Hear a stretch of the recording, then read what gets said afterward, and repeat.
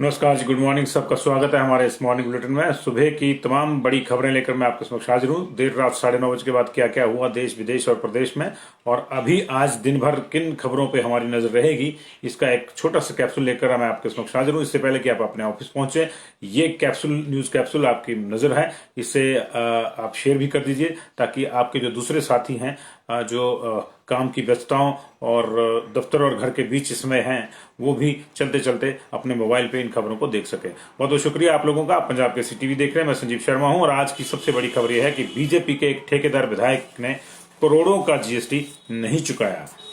जब ये बात सिर से ऊपर निकल गई तो अंततः अब विभाग ने उसके खाते सील कर दिए हैं। यही नहीं, एक जिला परिषद सदस्य ने भी इसी तरह का काम किया है और उसके खाते भी सील हो गए। कौन है ये विधायक, आपको बताएंगे, और ये भी आपको बताएंगे कि केंद्रीय यूनिवर्सिटी यानी सेंट्रल यूनिवर्सिटी में क्या नया पचड़ा पड़ गया है। वहां पे लंबे समय से वहां पे एक दूसरे के ऊपर आरोप प्रत्यारोप हो रहे थे कि कोई भी उसका स्थायी कैंपस बनाने के लिए न तो जमीन दे रहा है, ना कोई सहयोग कर रहा है। आपस में राजनीति गर्म थी। उसके बाद जब अब जमीन भी नाम हुई, पैसा भी आया, केंद्र से बजट भी आया 450 करोड़ रुपए, 500 करोड़ रुपए के आसपास का, तो अब फिर वहां पे छात्रों ने स्ट्राइक कर दिया और उसका क्या नया उठफाल हुआ ये भी बताएंगे, क्योंकि वहां पे वाइस चांसलर को इस्तीफा देना पड़ गया है। क्यों देना पड़ा है, इसकी चर्चा करेंगे। इसके अलावा ये भी बताएंगे कि आज विधानसभा में क्या क्या हो सकता है, और बात करेंगे प्रदेश और देश में बढ़ते हुए कोविड केसेस की। हालांकि चिंता हमारी ये नहीं है कि हमारे यहाँ केसेस बढ़ रहे हैं, हमारे यहाँ चिंता यह है कि हमारे यहाँ सैंपलिंग कम हो रही है। देश की चिंता यह है कि केस बढ़ रहे हैं, हमारी चिंता यह है कि सैंपलिंग कम हो रहे हैं। ये इस तमाम चीजों की चर्चा करेंगे, लेकिन सबसे पहले चर्चा बीजेपी के उस विधायक की जिसने एक के बाद एक करोड़ों रुपए का जीएसटी इसलिए जमा नहीं करवाया क्योंकि नेतागिरी की धौंस थी। ये जीएसटी नहीं चुकाने के चक्कर में अब उनका खाता सील कर दिया गया है। इनकी ठेकेदार कंस्ट्रक्शन कंपनी है और विधायक ने बरसों से ये टैक्स नहीं चुराया है, माफ कीजिए, टैक्स नहीं चुकाया है, और 3 साल में ये बढ़कर 1,72,00,000 हो गया और उस पे अब जुर्माने के रूप में 100% जुर्माना बना है। जो सर्विस टैक्स है उस पर 100% बनेगा। इसके चलते 3.44 करोड़ राशि होगी, 18% जीएसटी उस पर और लगेगा, तो ये बन के हो गई है अब लगभग 5 करोड़ के आसपास, 5 करोड़ 15 लाख के आसपास की राशि जो है अब उन पे बकाया हो गई।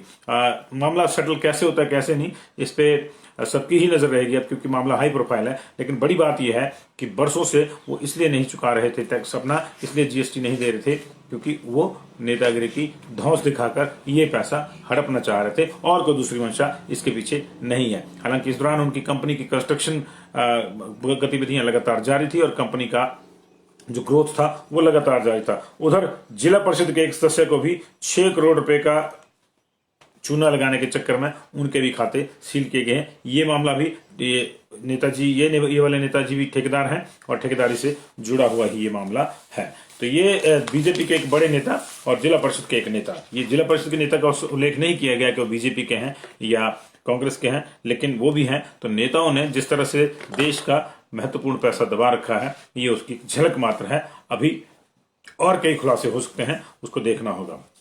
उधर सेंट्रल यूनिवर्सिटी के विवाद ने नया मोड़ ले लिया है।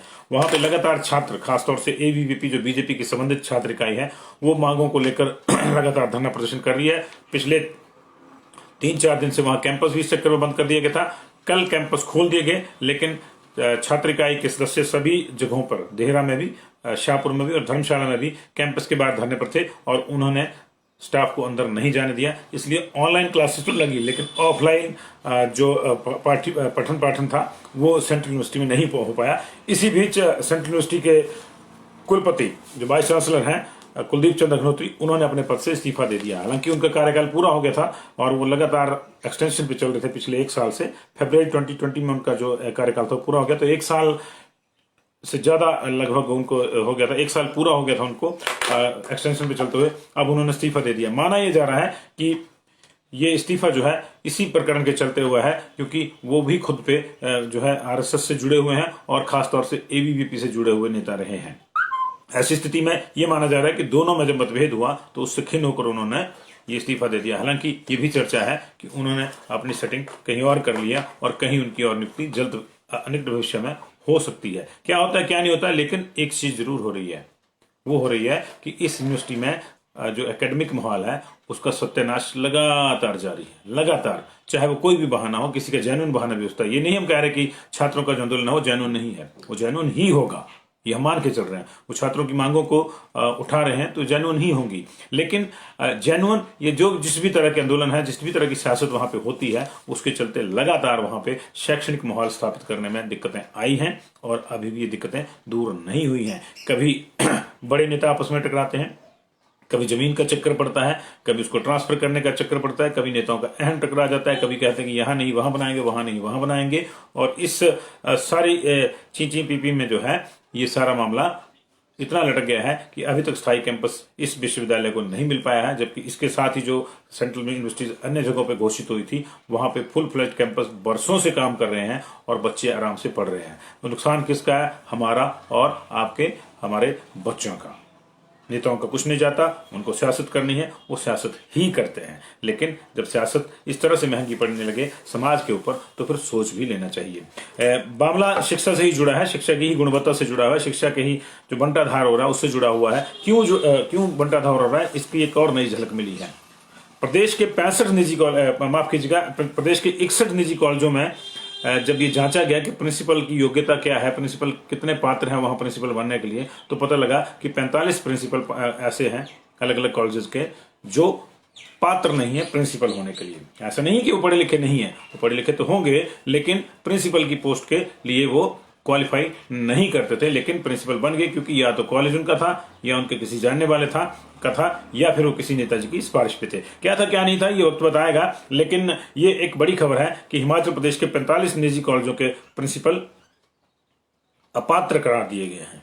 अपात्र करार दिए गए हैं उस पोस्ट के लिए जिस पर वो अभी इस समय एज प्रिंसिपल बैठे हुए हैं। आपको याद होगा निजी विश्वविद्यालयों के खिलाफ जब शिकंजा कसा था शिक्षा नियामक आयोग ने, तो 10 वाइस चांसलर को जाना पड़ गया था क्योंकि वो वाइस चांसलर बनने की योग्यताएं पूरी नहीं करते थे। हालांकि वो योग्य थे, वो पढ़े लिखे थे, लेकिन वाइस चांसलर बनने की योग्यताएं वो या पात्रताएं जो थी वो पूरा नहीं करते थे और इसलिए उनको जाना पड़ा था। उसके बाद ही ये कमेटी बनाई थी निजी शिक्षा नियामक आयोग ने। Major general Atul Kaushik retired जो है मेजर जनरल, उन्होंने एक बहुत अच्छा काम किया और उन्होंने फिर अगला स्टेप लिया। उन्होंने प्रोफेसर एन के शारदा और प्रोफेसर अहलुवालिया की अध्यक्षता में ये समिति बनाई, जिस समिति ने पहले चरण में 61 कॉलेजेस को टारगेट किया। 61 कॉलेजेस में जो उन्होंने पाया उसके मुताबिक 45 कॉलेजेस के प्रिंसिपल जो हैं वो प्रिंसिपल नहीं बन सकते कायदे से, क्योंकि उनकी जो पात्रता है वो प्रिंसिपल बनने के लिए पूरी नहीं है। इसमें बीएड के 18 कॉलेज हैं, इसके अलावा 10 फार्मेसी के कॉलेज हैं, 4 संस्कृत कॉलेज हैं, 5 डिग्री कॉलेज हैं, 14 नर्सिंग कॉलेज हैं, 3 लॉ कॉलेज हैं, 2 मैनेजमेंट के कॉलेज हैं, 2 डेंटल कॉलेज हैं, 3 इंजीनियरिंग कॉलेज। आप देखिए 2 डेंटल कॉलेज भी हैं।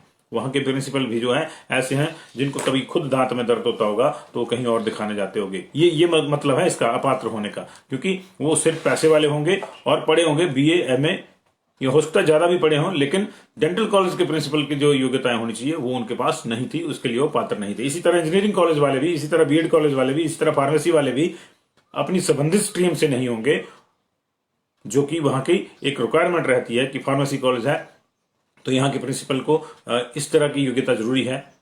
नीचे जो स्टाफ होगा उसको वो तो वैसा ही रखा होगा, लेकिन प्रिंसिपल वो वही होगा जिसकी जेब में पैसे होंगे या फिर कोई मोटी उसकी सिफारिश होगी। तो अब इनके ऊपर शिकंजा कसा है, अभी पहला दौर है। दूसरे दौर में अभी कईयों के नंबर लगेंगे और उसके बाद जो है निजी स्कूलों तक ये मामला जाएगा, ऐसा आदेश दे चुका है। हालांकि निजी स्कूलों के मामले में एक छोटी सी हिच ये है कि निजी स्कूल अभी शिक्षा नियामक के दायरे में नहीं आते हैं, लेकिन इसका प्रावधान इसी बजट सेशन में हो जाएगा जो आजकल चला हुआ है, जिसका आज तीसरा दिन है कायदे से। शुक्रवार को लगा था, शनिवार संडे को छुट्टी थी, मंडे को कल लगा था, आज से फिर शुरू हो रहा है। तो इसी दौरान एक बिल आएगा, सरकार ने इस पे कह दिया था, वो फीसों को भी रेगुलेट करेगा और इस तरह के जो इंसिडेंट है उसको भी देखेगा कि कोई सिर्फ इसलिए प्रिंसिपल बन गया है कि कॉलेज में पैसा उसने लगाया, कॉलेज उसका है, तो उसको भी देखेगा। और स्टाफ की योग्यता मैं आपको बता दूं, जब भी स्टाफ की योग्यता पूरी हो जाएगी तो कोई दिक्कत उसमें नहीं आएगी, फिर सब मामले सेट हो जाएंगे और शिक्षा की गुणवत्ता अपने आप सुधर जाएगी। तो बात तो हम कर रहे थे कि इसी विधानसभा सेशन में ये बिल आएगा, लेकिन विधानसभा सेशन में अभी क्या होगा उसकी चर्चा कर लेते हैं। बीजेपी अप इन आर्म्स है वहां पे, और विपक्ष के 5 विधायकों, जिसमें नेता प्रतिपक्ष भी शामिल है, उनको निलंबन करने के बाद विपक्ष के तेवर तीखे हैं और विपक्ष के साथ माकपा भी मिल गई है। कल ये संकेत आया था, राकेश सिंघा कल वहां धरने पर बैठे थे। जो निलंबित विधायक हैं वो कल धरने पर बैठे और कांग्रेस के बाकी विधायक सदन के भीतर गए और उन्होंने शोकोदगार में हिस्सा लिया। क्योंकि शौकत गार में जिनकी डेथ हो गई थी, जिनको ओबिचुरी और जिनको कंडोलेंस देनी थी, उनके जो है उसमें बीजेपी के भी थे और कांग्रेस के भी लोग थे। ऐसी स्थिति में कांग्रेस कल गई थी, लेकिन आज उसका क्या रुख रहेगा क्या नहीं ये देखना होगा। अब एक तरह से डेली विधायकों की बैठकें हो रही। कल बीजेपी की विधायक दल की बैठक हुई थी, कांग्रेस की भी थी। कांग्रेस की देर रात फिर से एक बैठक हुई है और उसमें यह तय किया गया है कि आज विधानसभा के अंदर और बाहर, कल बाहर हंगामा हुआ, अंदर और बाहर हंगामा किया जाए और ये संभव है कि वॉकआउट करके फिर बाहर आके वो अपने साथियों से मिलें। कांग्रेस हाईकमान ने इस बात को लेकर बड़ी सख्ती अपना रखी है कि बीच में कहीं कांग्रेस की अपनी सियासत आड़े ना आए, कि कुछ लोगों को अलग थलग कर दिया जाए और कुछ लोग अंदर कमान संभालने की कोशिश करें। कांग्रेस ने ऐसे लोगों को पूरी पार्टी के समक्ष संदेश दे दिया है कि अभी मामला सिर्फ बीजेपी से, सरकार से लड़ने का है और वो लड़ाई की जाएगी। दूसरी कोई लड़ाई बीच में नहीं आनी चाहिए, अगर आती है तो सख्ती से निपटा जाएगा। हालांकि कांग्रेस की इन ताकीदों के बीच में कांग्रेस का एक बड़ा G23 का ग्रुप जो है वो लगातार सोनिया गांधी, राहुल गांधी, प्रियंका गांधी और तमाम दूसरे उनके जो खेमे के नेता हैं उनके लिए परेशानी बना हुआ है और ऐसे भी उसने संकेत दिए हैं कि वो कांग्रेस अध्यक्ष के चुनाव में अपना कैंडिडेट उतार सकता है। पिछले कल ही अगर आपको याद होगा तो आनंद शर्मा ने इस तरह का बयान दिया था कि वेस्ट बंगाल में कांग्रेस जो अलायंस कर रही है कुछ पार्टियों के पास, उसकी जरूरत नहीं है। ये सारी खिचड़ी जो है ये 5 राज्यों के चुनावों के चलते पक रही है। मोदी द्वारा रिटायरमेंट के ऊपर गुलाम नबी आजाद की प्रशंसा करना नाहक नहीं था। प्रधानमंत्री इन छोटी छोटी चीजों का भी ख्याल रखते हैं कि वो वैक्सीन लगाएं तभी जाएं जब पुडुचेरी केरल की नर्सों का वहां पे ड्यूटी हो और उन्होंने गमछा असम का पहना हो। यहां तक अगर छोटी छोटी चीजों को माइनॉरिटी देखा जाता है तो गुलाम नबी आजाद की तारीफ के मायने आप समझ सकते हैं और उसके बाद फिर वो सारी चीजें हो गई हैं। ये एक तरह से ऐसा दौर भी चल सकता है कि कुछ बड़े नेता कांग्रेस छोड़कर बीजेपी में जा सकते हैं, लेकिन फिर बीजेपी को तय करना है कि सारे ही कांग्रेस के नेता अगर उसमें आ जाएंगे तो फिर बीजेपी कहां रह जाएगी।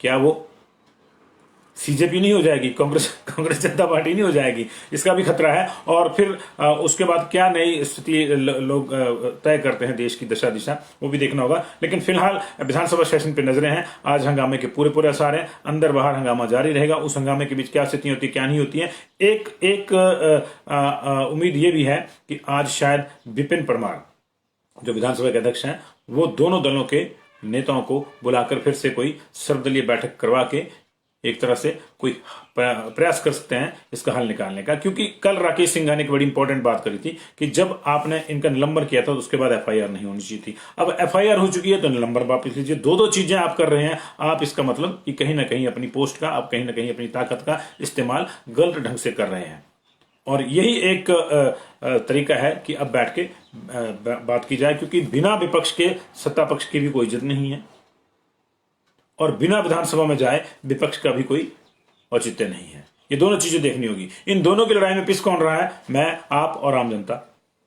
हम लोग पिस रहे हैं, हम लोगों के मुद्दे नहीं उठ रहे हैं। आम आदमी परेशान है कि ठीक है 60 साल से ऊपर के लोगों के लिए वैक्सीन लग रही है, 45 साल के गंभीर बीमारियों के लिए वैक्सीन लग रही है, लेकिन बाकी लोग जो लगातार ऐसी जगहों पर काम कर रहे हैं जहां खतरा है, जो वायरस के प्रति ज्यादा संवेदनशील इलाकों में काम कर रहे हैं, जब वायरस के प्रति ज्यादा संवेदनशील नौकरियां हैं, चाहे वो टीचर्स हैं, चाहे वो दूसरी नौकरियों वाले हैं जिनको रोज बसों में जाना पड़ता है, जहां परेशानी है। क्योंकि बुजुर्गों के साथ तो ये भी है कि चलिए 80 साल का बुजुर्ग है तो उसको घर में रखा जा सकता है सेफली, लेकिन उसी घर का कोई बच्चा जो है या कोई सदस्य जो है या महिला या पुरुष टीचर है और वो डेली स्कूल बस में आती जाती है तो वहां भी संक्रमण का दिक्कत है। तो आम आदमी अब चाह रहा है कि उनको भी जो है एक सब्सिडी या बिना सब्सिडी के जो भी है, मतलब निःशुल्क या पैसे पर जो भी है, लेकिन उनको बताया जाए कि उनको भी यहाँ पे वैक्सीन लग सकती है। और ये एक समस्या छोटी सी है, बाकी समस्या और भी हैं। गैस के दाम बढ़ रहे हैं, पेट्रोल के दाम बढ़ रहे हैं, डीजल के दाम बढ़ रहे हैं, लेकिन इन समस्याओं का हल तभी होगा जब विधानसभा में कोई डिस्कशन होगी, और डिस्कशन तभी होगी जब दो पक्ष होंगे। एक ही पक्ष होगा तो निश्चित तौर से, ये राकेश सिंघा ने कल सही कहा कि वो फिर सत्ता पक्ष के खिलाफ कोई सवाल नहीं उठाएगा। वो फिर व्यवस्था की बात करेगा, जहां अव्यवस्था है उसकी बात विपक्ष ही करेगा। इसलिए विपक्ष का होना भी जरूरी है। बंदे की पोजीशन जो है उसकी अपोजिशन से ही तय होती है। अपोजिशन नहीं है तो बंदे की पोजीशन भी माना जाता है कि उतनी ही है जितनी अपोजिशन है। तो अपोजिशन डिसाइड्स योर पोजीशन, तो इसको भी ध्यान में रखना चाहिए। और मुझे लगता है कि आज इसका कोई ना कोई हल निकल जाएगा। अभी इस वक्त की बड़ी खबरें यही थी। दिन भर हमारी नजर रहेगी तमाम खबरों पर। देश में कोरोना के केसेस बढ़े हुए हैं। हिमाचल प्रदेश में भी ये केसेस लगातार बढ़ रहे हैं। कल 132 केसेस आए थे, लेकिन इसमें चिंता की बात ये नहीं है कि 132 केसेस आए, क्योंकि ये एक स्पेशल संस्थान से आए हैं।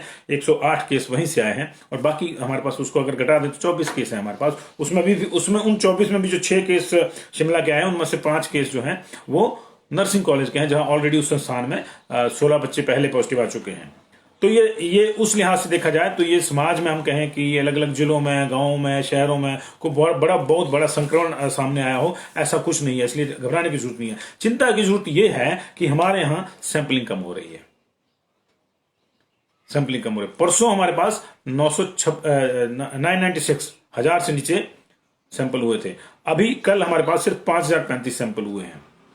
ऐसी स्थिति में 10,000 के टारगेट के चलते अगर सिर्फ 5,000 का हो रहा है तो मतलब हम आधी जांच कर रहे हैं। आधी जांच करेंगे तो आधे अधूरे नतीजे सामने आएंगे। पूरे देश में केंद्र ने कहा है कि आप सैंपलिंग बढ़ाइए। 11 लाख सैंपलिंग जनवरी में हो रही थी डेली, फरवरी में गिर के वो 5 लाख तक आ गई। अभी मार्च तो कल शुरू हुआ है, लेकिन अभी स्थितियां हैं कि पिछले 20 दिन से लगातार कोरोना का ग्राफ ऊपर जा रहा है। ये महाराष्ट्र से शुरू हुआ, फिर कर्नाटक से, फिर केरल से, फिर पंजाब से।